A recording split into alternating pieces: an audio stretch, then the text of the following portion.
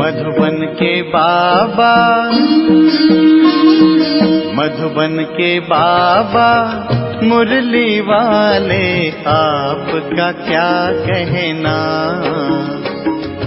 आपका क्या कहना। ओम शांति। 1 मार्च 2023 बाबा के महावाक्य। मीठे बच्चे, बेहद ड्रामा के आदि मध्य अंत को समझना है। जो पास्ट हुआ वही अब फिर प्रेजेंट होना है। अभी संगम युग प्रेजेंट है, फिर सतयुग आना है।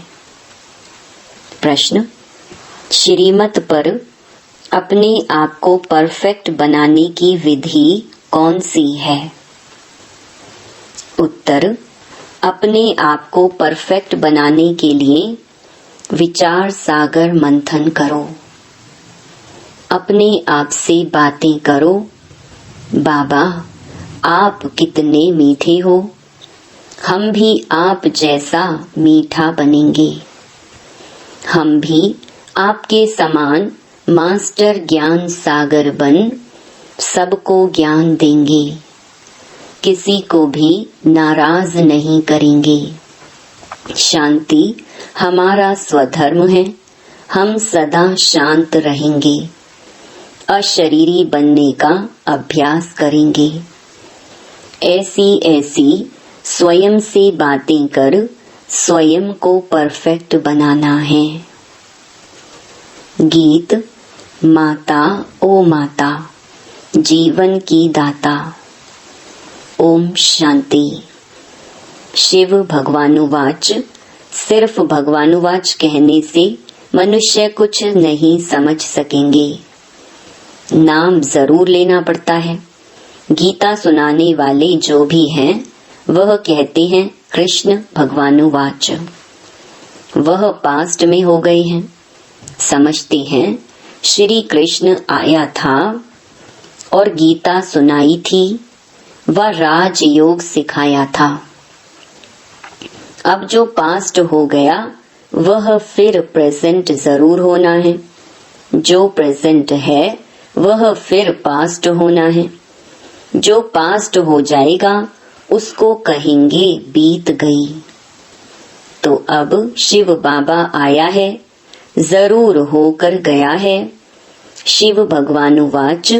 जो ऊंच ते ऊंच है वह सबका बाप है। जिसको सर्वशक्तिमान कहा जाता है वह बैठ समझाते हैं। तुम उनके बच्चे शिव शक्तियां हो। शिव शक्ति की महिमा गीत में सुनी ना। शिव शक्ति जगत अम्बा होकर गई है, जिसका यह यादगार है। होकर गए हैं, फिर आनी है जरूर। जैसे सतयुग पास्ट हुआ, अब कलयुग है, फिर सतयुग आने वाला है। अभी है पुरानी दुनिया और नई दुनिया का संगम। जरूर नई दुनिया होकर गई है, अब पुरानी दुनिया है। जो सतयुग पास्ट हुआ है, फिर भविष्य में आना है। यह समझ की बात है। ज्ञान है ही समझ। वह है भक्ति, यह है ज्ञान। सृष्टि का चक्र कैसे फिरता है वह समझना है। उनको समझने बिगर मनुष्य कुछ भी समझ नहीं सकते। ड्रामा के आदि मध्य अंत को समझना है। उस हद के ड्रामा के आदि मध्य अंत को तो जानते हैं। यह है बेहद का ड्रामा। इसको मनुष्य समझ नहीं सकते। बाप जो बेहद का मालिक है वही खुद आकर समझाते हैं। शिव भगवानुवाच है, न कि श्री कृष्ण भगवानुवाच। कृष्ण को भी श्री श्री कहते हैं, क्योंकि उनको श्रेष्ठ बनाने वाला बाप है। भारतवासी बिचारे यह नहीं जानते हैं कि कृष्ण ही नारायण बनते हैं। हम अभी कहते हैं बेचारे बेसमझ हैं। सब गरीब दुखी पतित हैं। हम भी थे, परंतु अभी हम पावन बन रहे हैं। पतित पावन बाप अब हमको मिला हुआ है। कृष्ण को पतित पावन नहीं कहा जाता है। नई पावन दुनिया बनाने वाला रचयिता बाप ही है, जिसको परम पिता परमात्मा सर्वशक्तिमान कहा जाता है। वो ही पतित दुनिया को पावन बनाने वाला है। पतित सृष्टि को पावन बनाने वाला है। पतित सारी सृष्टि है, रावण पतित बनाते हैं। पतित पावन एक ही ईश्वर है। मनुष्य पतित से पावन बना नहीं सकते कोई भी हालत में। सारी दुनिया का सवाल है ना। समझो करके सन्यासी 1-2 करोड़ पावन हो, फिर भी 500-600 करोड़ पतित हैं, तो जरूर इसको पतित दुनिया कहेंगे ना। वास्तव में शिव भगवानुवाच पतित दुनिया में एक भी पावन हो नहीं सकता। बाप कहते हैं, तुम बच्चों को पावन बनाने लिए सारी सृष्टि को पावन बनाता हूँ।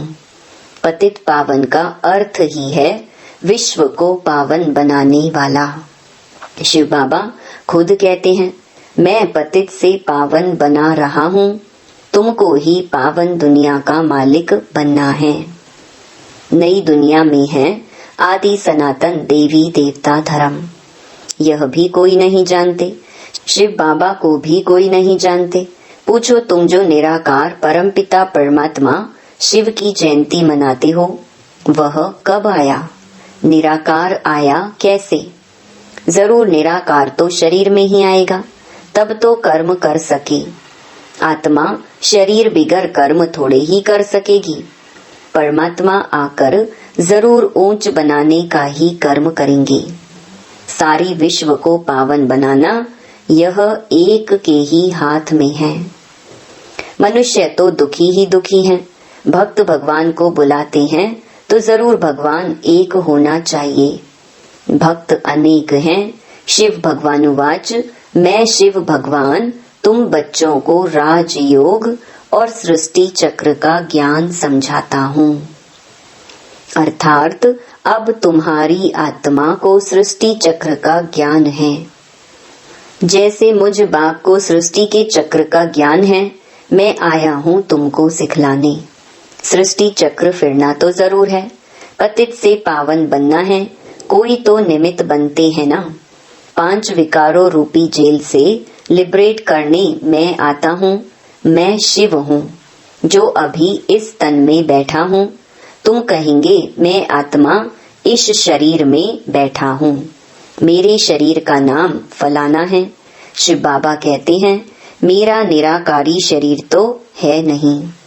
मुझ परम पिता का नाम शिव ही है। मैं परम पिता परम आत्मा स्टार मिसल हूँ। मेरा शिव नाम एक ही है।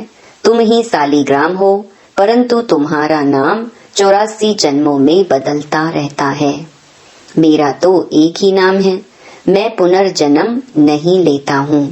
गीता में जिसका नाम डाल दिया है वह तो पूरे 84 जन्म लेते हैं। ऐसे नहीं कि श्री कृष्ण ने गीता सुनाई। यह बड़ी समझने की बात है। मनुष्य के हाथ में कुछ नहीं है। जो कुछ करते हैं सो परम पिता परमात्मा करते हैं। मनुष्य को शांति सुख देना यह बाप का काम है। हमेशा महिमा एक बाप की ही करनी है और कोई की महिमा है नहीं। लक्ष्मी नारायण की भी महिमा है नहीं, परंतु राज्य करके गए हैं तो समझते हैं यह स्वर्ग के मालिक थे।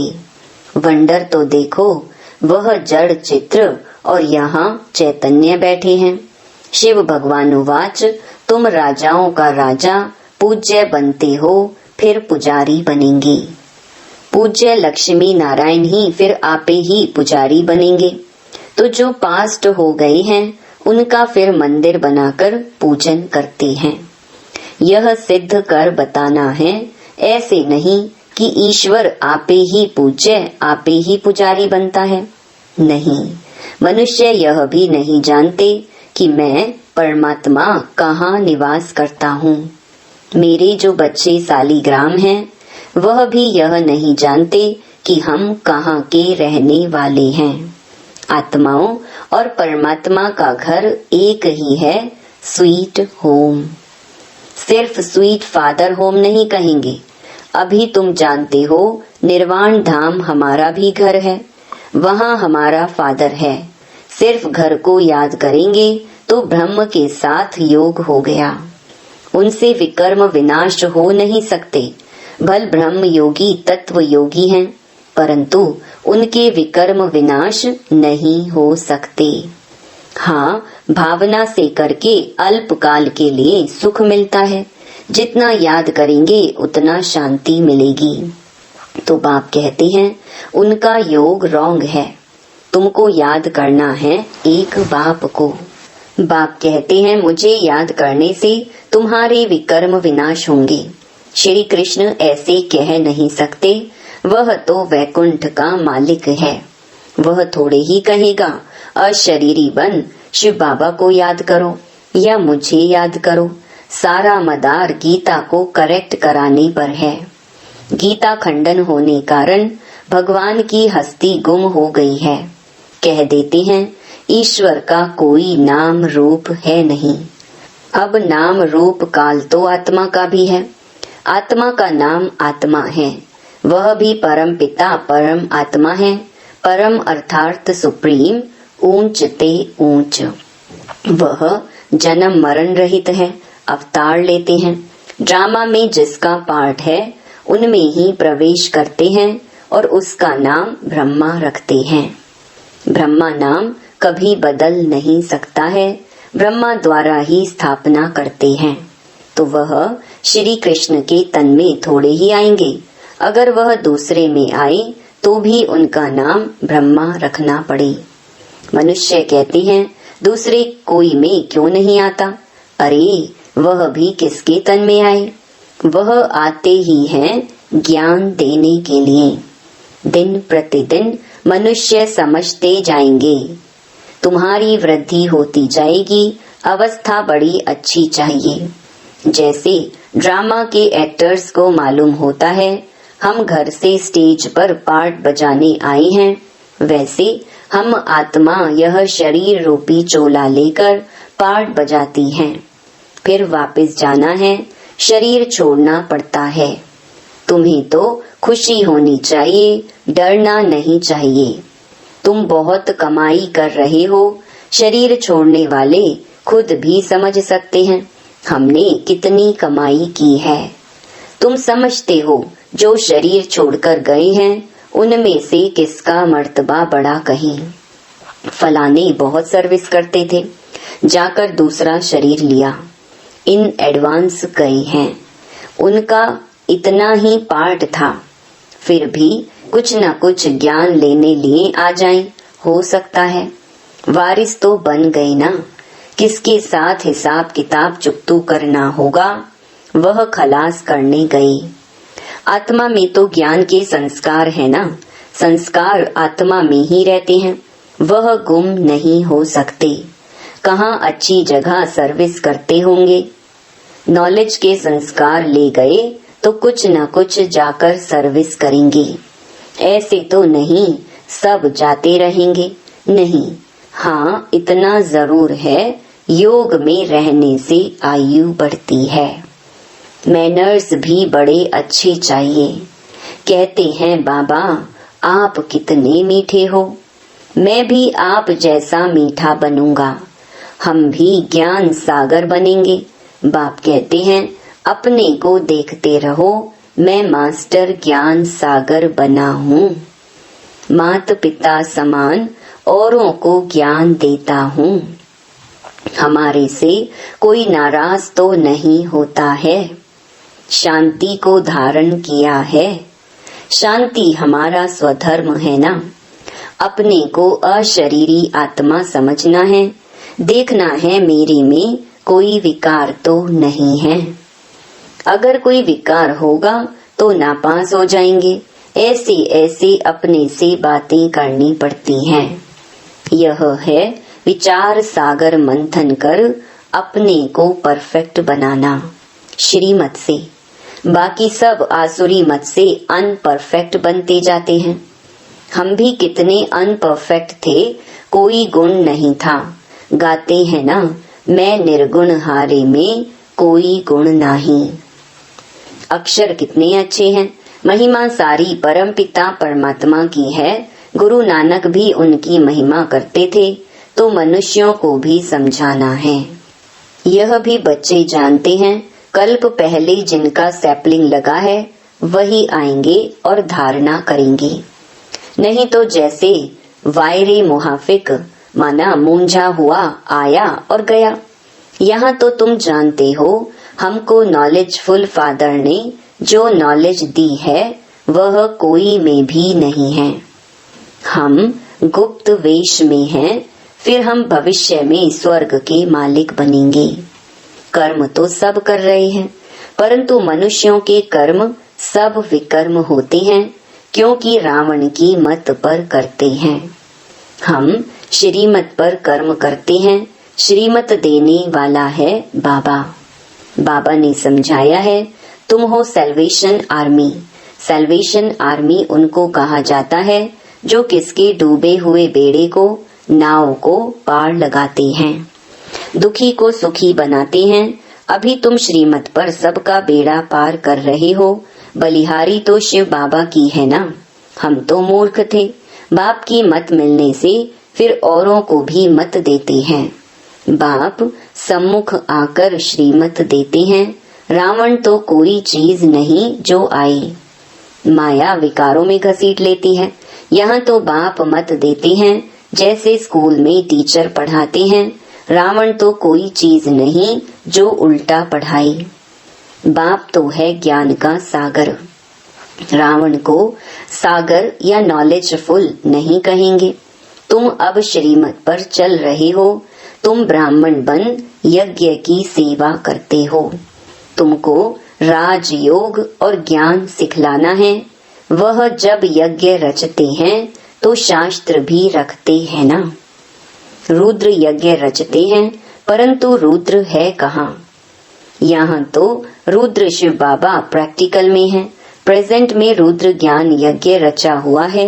जो पास्ट था वह अब प्रेजेंट है। मनुष्य पास्ट को ही याद करते रहते हैं, तो तुम अब प्रैक्टिकल वर्षा ले रहे हो। पास्ट सो अब प्रेजेंट है, फिर पास्ट हो जाएगा।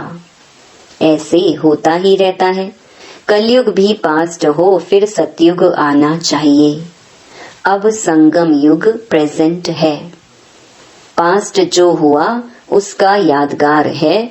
जिसका जड़ यादगार है वह अब प्रेजेंट चैतन्य में है। जो ऊंचा पद पाते हैं, माला भी उन्हों की बनी है। रुद्र माला है ना। यह सभी हैं जड़ चित्र। जरूर कुछ करके गए हैं, तब तो रुद्र माला कहते हैं ना। तुम चैतन्य में शिव बाबा की माला नंबरवार बन रहे हो। जितना योग लगाएंगे उतना नजदीक जाकर रुद्र के गले का हार बनेंगे। अभी हम संगम पर हैं। ऐसे ऐसे अपने से बातें करनी चाहिए। तुमको तो ज्ञान है, तुम्हारे अंदर यह चलता रहता है। हम असुल शिव बाबा के बच्चे हैं। हम विश्व के मालिक बनेंगे, फिर चक्कर में आएंगे। इसको स्वदर्शन चक्कर कहा जाता है। कई मनुष्य कहते हैं, तुम औरों की निंदा क्यों करते हो? बोलो, भगवानुवाच लिखा हुआ है, बाकी हम किसी की निंदा नहीं करते हैं। अच्छा, मीठे मीठे सिकिलधे बच्चों प्रति माता पिता बाप दादा का याद प्यार और गुड मॉर्निंग। रूहानी बाप की रूहानी बच्चों को नमस्ते।